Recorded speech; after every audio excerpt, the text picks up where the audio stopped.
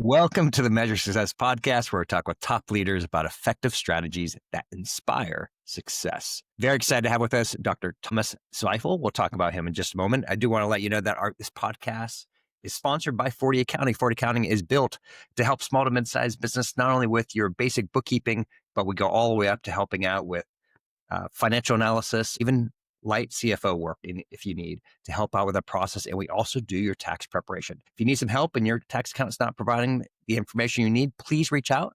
And you can just reach out to accounting@40accounting.com.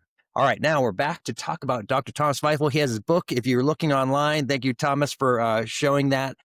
Gorilla in the Cockpit. Thomas has actually been a guest beforehand, and he was like, hey, Carl, we need to talk more about the book. And I'm like, of course, this is a great book. We're going to spend more time really just focusing on that today. And I think you're going to be inspired by it. He is a Swiss-American leadership expert, award-winning author, working on, by the time this podcast comes out, his 12th book should be getting released. He's a former CEO of Swiss Consulting Group, over 30 years experience coaching Fortune 500 executives, government leaders, and entrepreneurs worldwide. He specializes in unlocking organizational potential through strategy, communication, as well as cross-cultural leadership. He has taught leadership at Columbia University. And in this book today, once again, we're talking about Gorilla in the Cockpit. His work focuses on helping leaders achieve, and I like this, measurable results by addressing a hidden human factor that drives success.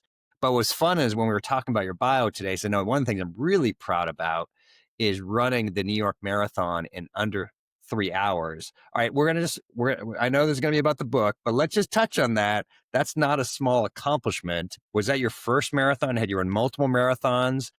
Tell me about that.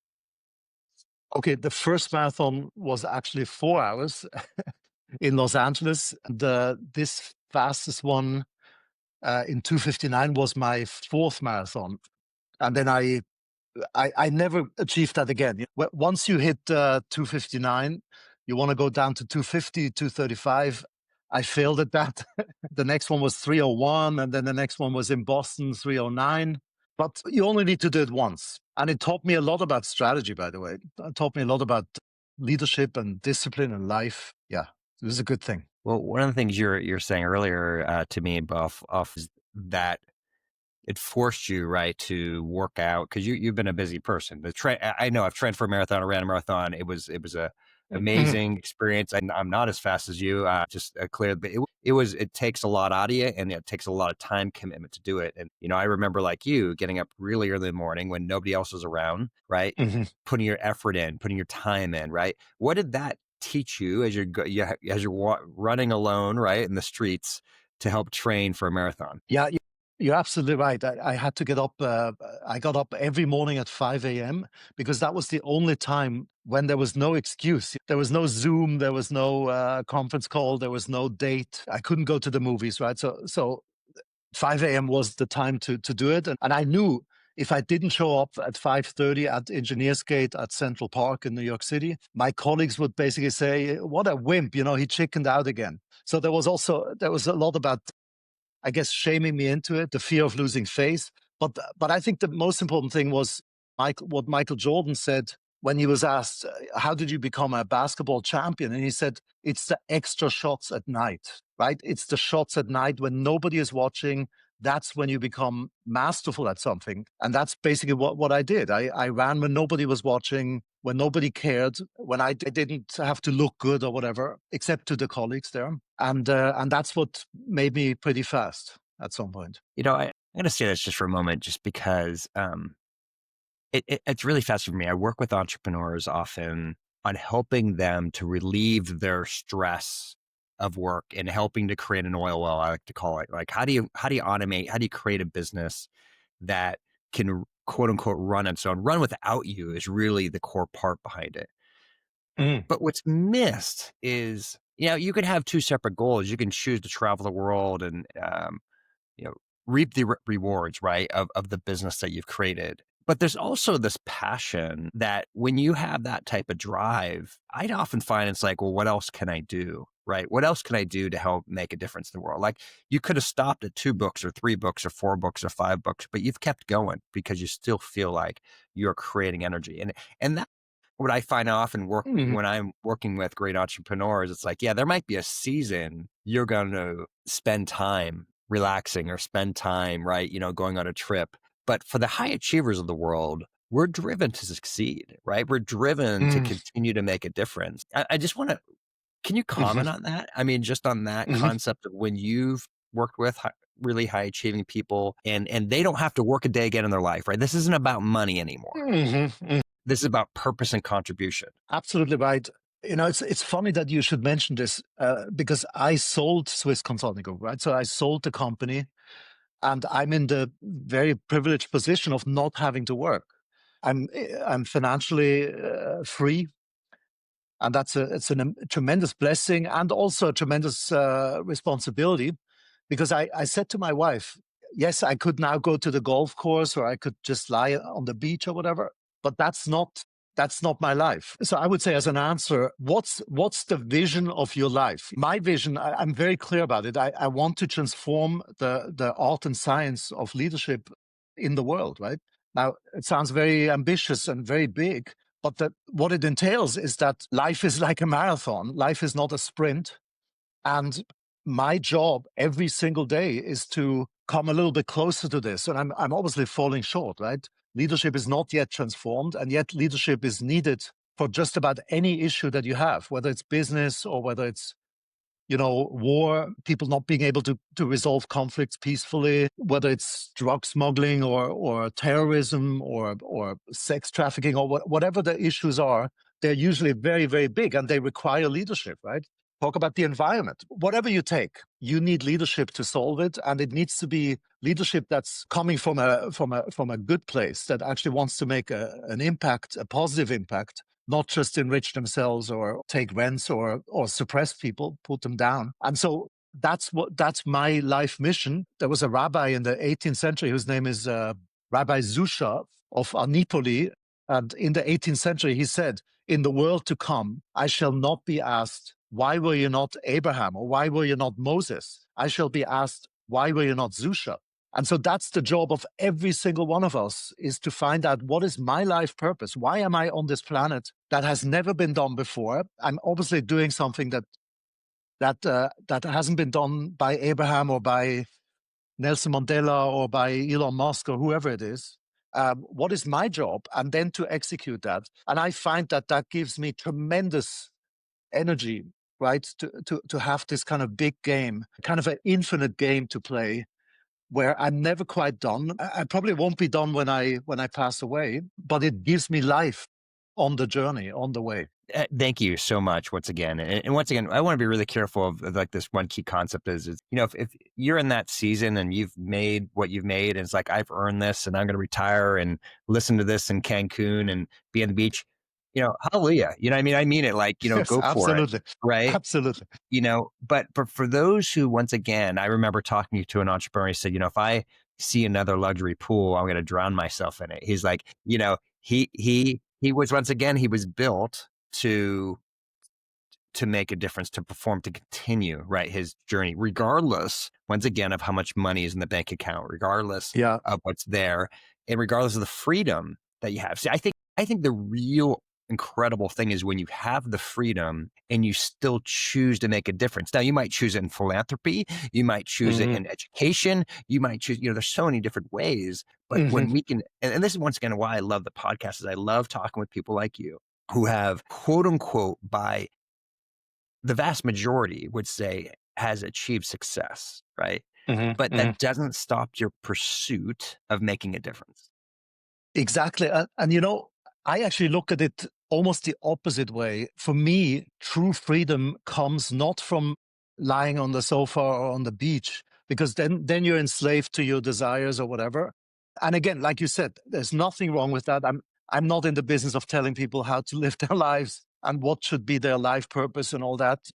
That's up to every single one of us. And if your life purpose is to lie in Cancun with a daiquiri, be my guest. It's totally fine. But I find, I can only speak for myself. I find that true freedom lies in being accountable. That if I take responsibility for my life and I'm fully self-determined and I live a life that I have designed and that is coming I'm at the source rather than at the effect of circumstances or demands from other people or desires that come into my head from advertising or whatever. If I'm really self-determined, then I'm really free. And the ticket to that is to take responsibility and not be the victim, right? The other end of the spectrum is to be either a victim or a kind of an automaton that just goes through life like Eichmann, I'm just following orders. That's the extreme, right? And responsibility is freedom. Now, for most people, it doesn't show up as freedom. It shows up as obligation, burden. I wish I didn't have all these things to do. But for me, it's freeing actually to live like that. Yeah. Yeah. Yeah. No, I'm with you, and I'm excited. Once again, I was always excited. One of the reasons I love doing the podcast, it inspires me when I get to listen to other people who, once again, have reached the mountaintop, so to speak, but they're still looking to crest new mountains, right? They still have the drive to continue regardless of what's in their checkbook, because once again, it's not just the outcome, but it's the daily joy of success, right? It's the daily joy of making a difference. And just to clarify, I love a daiquiri in Cancun, right? Me too. So I love to spend quote unquote a season of time, but for me, it's not that long, right? It's a short period of relaxation where I can unwind, but then I'm ready to get back and move again, right? It's just the way how I'm wired. And once again, we're Yeah. not judging, as we talked about, but we need to get going in your book here, because otherwise we're going to miss it again. We're going to have another podcast to talk about this. So let's talk about your book once again, Girl in the Cockpit. I know it's co-authored, that you had as well, but tell us, for those who haven't read this book, let's start with the beginning. Why did you write this? Okay. I didn't write it alone, by the way. I wrote it with my co-author, Vip Vias, who I met through LinkedIn, funnily enough. Wow. And we just hit it off, and we somehow, at some point, I think he proposed to me, let's do a book together. Let's create something together. And we met in Zurich. He was living in Hong Kong, and I was living in Zurich. And he came by. He has this hobby in life to visit another country every year. I think he's been in over 120 countries. Yeah, every year he goes to a new place. So Switzerland, fortunately, was not on the list yet. So he came, and we created the book. And we basically discovered, and that's something that really puzzled us, and it's still puzzling today. Why do so many projects go wrong? And I'm talking about, those could be mega projects like the Berlin airport or like the Sydney Opera or, the Deepwater Horizon, the BP project. It could be multi-billion-dollar projects, or it could be small projects like your home renovation. According to Bent Fluvier, who's a well-known project management expert, he's found that 99% of projects actually go wrong, and that's defined as either going over budget. Berlin Airport went, I think, 10 times over budget, right? Or over time, it went. I think it took 3 times the time budget that they thought, or somehow not achieved the objectives that it was built for, right? And just imagine the cost to taxpayers around the world of failed mega projects that go into the trillions of dollars. I mean, the Joint Strike Fighter, for example, which was a multifunction, actually very, very sophisticated military plane, right? That was $1.7 trillion. That's paid by taxpayers in the US, right? Right. That's right. And that's not to even speak of the human costs, like deaths, literally the human cost of life. If you take, for example, as one example, I would take the Boeing 737 Max, where two airliners went down, unfortunately, and killed hundreds of people. In the Deepwater Horizon, also several workers died on that platform there, and I could go on. Right, people actually die because of these failures, and so we were asking ourselves, why do they go wrong? What's going wrong? And we discovered that it's not the technical factors.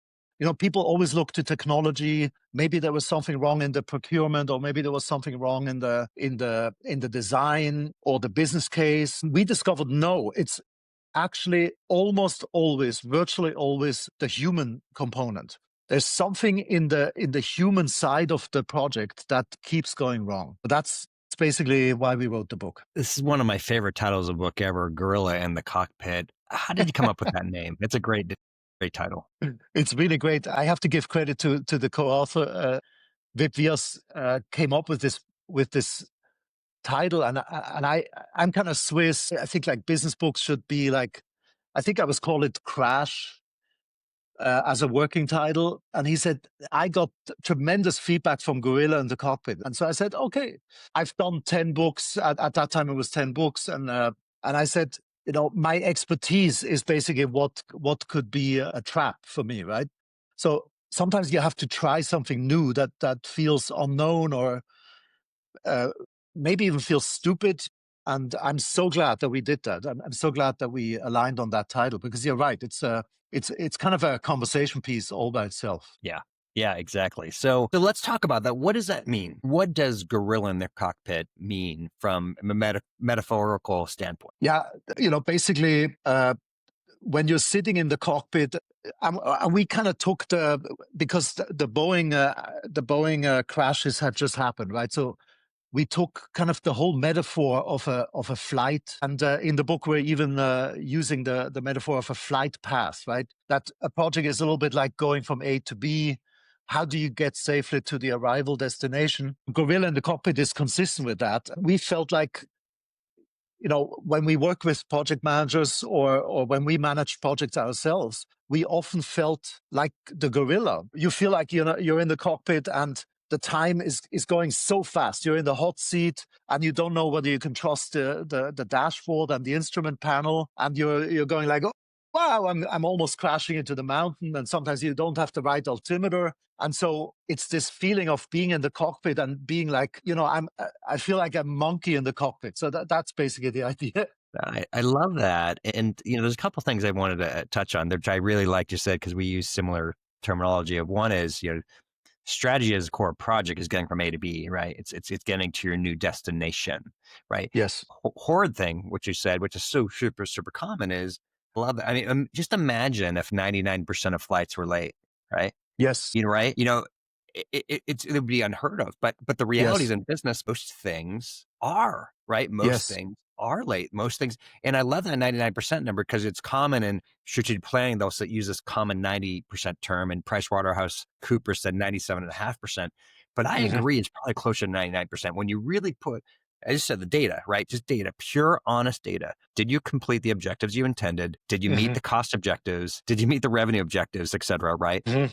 It's Mm-hmm. really, really met. And Did you meet the deadline? right, did you meet the deadline? Right, did you meet Yeah. the basic stuff? And it's fascinating of how often it fails. So let's keep moving forward on here, because once again, I love Mm-hmm. that. But the beauty, as you and I know, is when you do it right, you can be in that 1%. I mean, there's such a, I hate to say this, there's such a, the 1%, they make it like it's a bad thing. And it's like, well, let's go back to marathoners. Yeah, it's about 1% of people run marathon, right?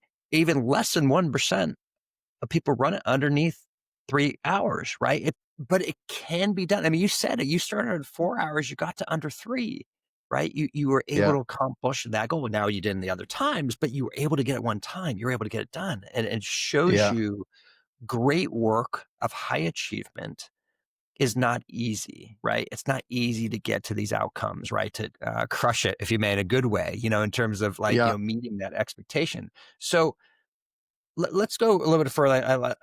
What do you think is some of these hidden causes? You talk about the book, the hidden causes of human failure that typically happens in projects. Yeah.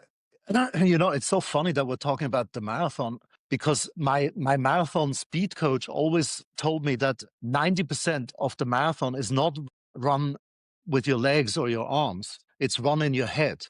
Wow. I'm sure you heard that, right?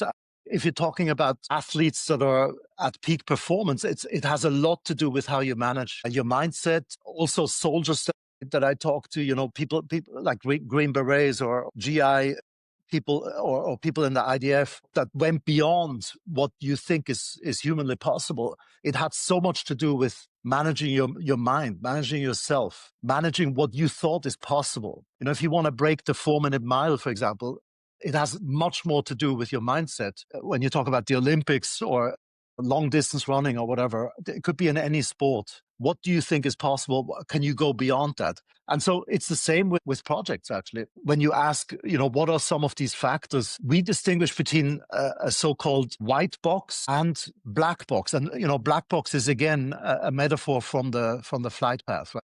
you're in the airplane. God forbid the airplane crashes. What do you have left to analyze what went wrong? And it's the black box, right? And so the white box is basically it's the governance, what's the contract model? What's the business model? What's the business case? What's the procurement of the suppliers and the parts and the things you have to use to build? What's the execution? And then what's the product? So that's basically the white box, right? That's the objective things that you have to do in order to manage a project successfully. But we found that the key factors are in the black box, right? And so the black box is basically, it could be, for example, political factors. It could be, that some politician wanted to make a mark. And so they came up with the Sydney Opera as an idea. And then they contracted with the Danish architect, and the Danish architect had an ego, and the politician was not even around anymore when the thing was built, right? So after me, the deluge, so to speak, I'm not accountable anymore. So I'm passing it on to the next people. The next people have no interest in this. They have nothing at stake. They don't want to complete it. So it could be political things like this, or it could be biases, right? That Daniel Kahneman has taught us a lot about, and with his colleagues. Richard Thaler, for example, there are things like, for example, confirmation bias, where you basically have a certain set idea, and then you will not allow for anything that doesn't conform with that case that you want to make. So you might be over optimistic. You might be overstating. Yeah, we could do this. We can build this with 700 million. And nobody really checks it because you want to just get going. And so you never really create the alignment. And people go like, oh, okay, I'm hoping for the best. If the boss said so, that's another bias, right? Authority bias, where you basically say, well, if the boss says so, it's his accountability. It's his behind on the line. I'm not going to contradict, right? I'm not going to speak up. And then you suddenly have taboos. And project managers talk about how you can sometimes be in a room with your colleagues and you could cut the air because there's so much unresolved disagreements or things that people never talk about, like taboos that you're not allowed to touch. You're not allowed to lay it on the table and say, hey, guys, we have a breakdown here. This is not going to work. And then you want to keep the client happy. So there's so many different things that come with the different stakeholders that can be in the black box. And we're basically doing a systematic view of what those could be and then looking at different cases, how that played out in the action. How did it play out with the Boeing, for example, where there was, just as an example, where they had a culture of cost cutting and profitability above all other factors, right? Even if it trumped safety. And so they cut corners. There were literally examples of screws being screwed in wrong in the doors, and that's why the door blew off from the airplane.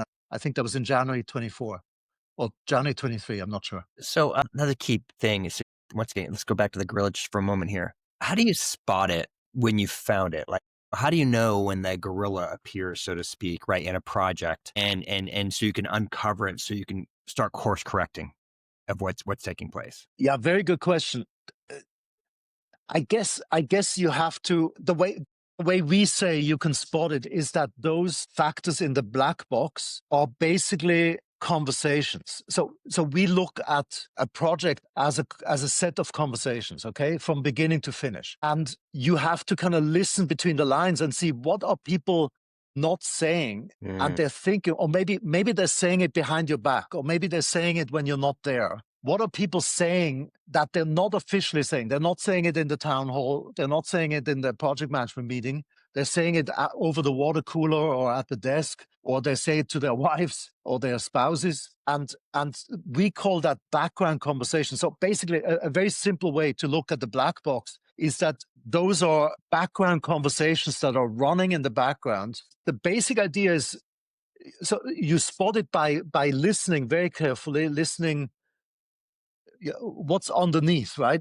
And then putting it on the table. So then you put it on the table and say, did it occur to you that most of you are actually resigned? That you have a conversation of resignation. We're never going to make it to the finish line on time, but it's not really my problem. So I hope that somebody is going to take care of it. The usual cop outs that people have, where it's like, well, it's not my ass on the line. Excuse my language, but it's not my responsibility, or I hope for the best, or the good luck to the ones 2 floors up above us in the hierarchy. I'm only a cog in the wheel. Those kinds of things where you basically say, I'm just a victim. I'm not in charge. I'm not the leader of this project. Or you blame. You have a blame culture. It's like, do you believe what the client did? I Mm, can't believe they're demanding this. yeah. Yeah. So can you tell us a story where applying the principles and gorilla in the cockpit has actually created a significant turnaround or success in a project? Yeah, very happy to. There's actually a wonderful example in the book, which is about the Guggenheim in Bilbao. I don't know if people know this, but Bilbao was at that time a really kind of rundown economy.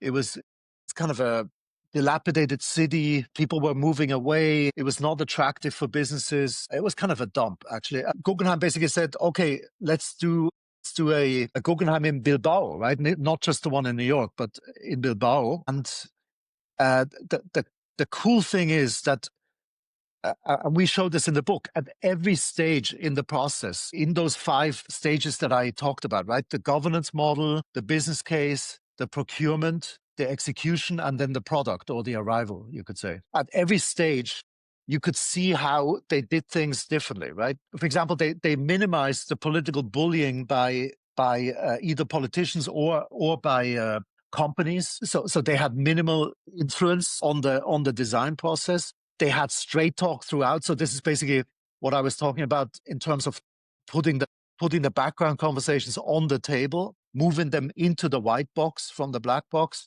so that people addressed immediately any conversations that were not consistent with the mission. And then they managed with integrity. I would say, I would use the word integrity as in, promise-based management, where you actually either keep your word or you honor your word if you cannot keep it. So if you're not going to meet the deadline, to basically say, you know what, we said August 31st, but we're not going to make it. And then you make a new promise rather than just having this kind of budget creep or time creep, which happens unfortunately in so many projects. Yeah, indeed.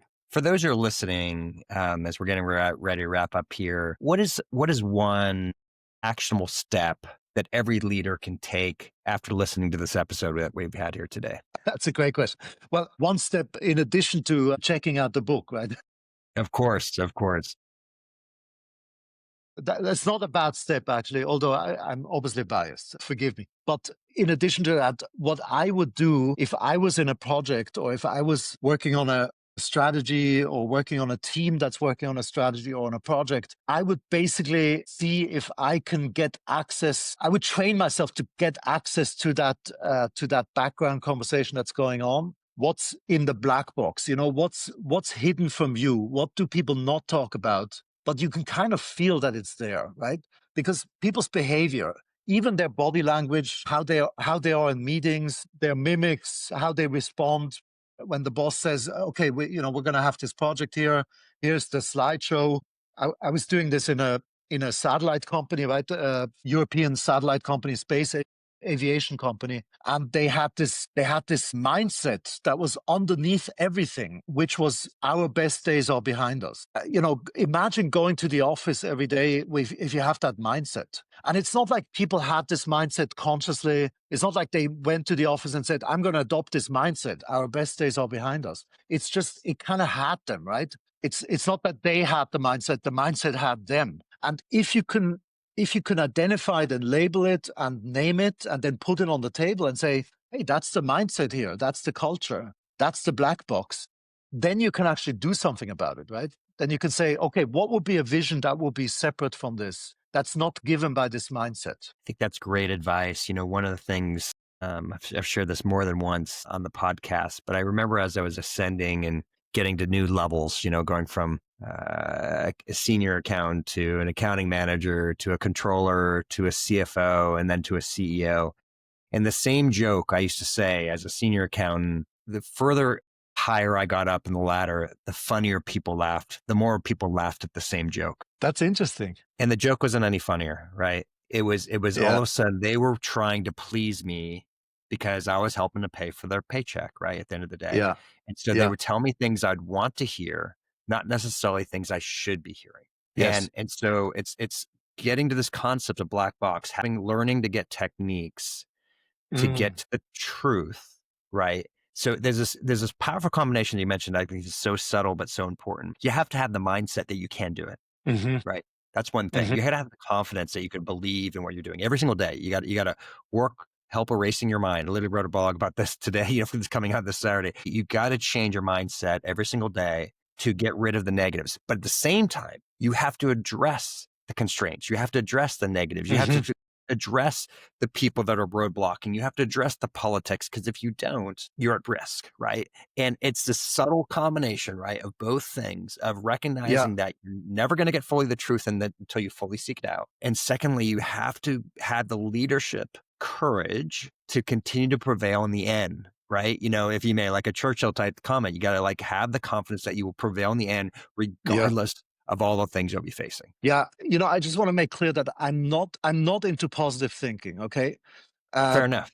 Right. I I think yes, you do have a vision, and you do have to have a mindset that's consistent with where you want to go. But at the same time, the second point you made is so true. It's the way I call it is from breakdown to breakthrough. So basically, you have to declare the breakdowns when things are not going according to plan. When you're late on a project, or you're not, you're going deep inside, you're not going to hit the deadline, or you're not going to hit the budget, right? Or there is budget creep. You got to declare it, and even if it's unpopular, you got to say, okay, I'm putting this on a flip chart. I don't care what you think about me. We're not going to make it, okay? And what we found is that breakdowns are directly correlated with breakthroughs. This is a crazy thing. Maybe we should do a separate podcast on this on this topic, because this is so fascinating to me that the major innovations in business and even in science were many times a function of a breakdown, a function of a failure. And this is a major problem that we have in Switzerland, for example, that people are so adverse to failure, or so afraid of taking risks that might make them fail, when in fact that's the biggest contributor to innovation, right? And we had that with the Post-it, and there's so many different examples. So maybe that's the other thing that I would say. If you see things go wrong, do not be laid back, or don't think that somebody else is going to handle it, or don't hope for the best. Don't do positive thinking. Declare the breakdown, and then harness it into a breakthrough. That's right. Yeah. I think that's really good insight. You're right. We might have to do a whole other podcast on just that core concept, right? About that. It's such critical pieces of getting to the truth and finding ways to overcome it, and not, at the end of the day, going back to your now, not trying to hide it in the black box, right? Not trying to hide the things that's really the real obstacles, that are taking place. And so, Thomas, how can people connect and read your book and learn more about what you're doing? Okay, we have read the book. They can just read a free sample on Amazon. That's the best way to do the book. If they want to know more about the work, maybe you can provide the website thomaszweifel.com, or it's called Leaders Academy Online. Leaders Academy Online. We have things literally how you can manage your project successfully. It's called Cockpit. Actually, funnily enough, it's called Cockpit, even though it has nothing to do with the book directly. But maybe it does, actually, when I think about it. How do you manage your commitments? Because I don't believe in time management. Time for me is just another resource, like money or relationships or time. But the key thing is, do I meet my commitment in life, in all my roles, right? Whether I'm a father, a husband, a project manager, a CEO, am I meeting all my commitments? And that's really what life is about, I think. Yep. Perfect. Unless you're sitting on the beach with a daiquiri. Yeah. Now we're all going to be yearning as we places you want to go. We all want to go to Cancun to get our daiquiri. So, Thomas, thank you so much for being a guest on the Medicines podcast today. It's a pleasure. Thank you so much for having me. You bet. And to everyone else who's listening, I hope you've enjoyed this. Dr. Zweifel is literally one of the top consultants there's in the world when it comes to strategic consulting. It's just a treat for us to be able to have extraordinary guests like this. We encourage you to share this with others, like it, share it. That's how we continue to grow. And as we always like to say, wishing you the very best and measuring your success. Have a great day. My father would be proud, and my mother would believe you. I love it.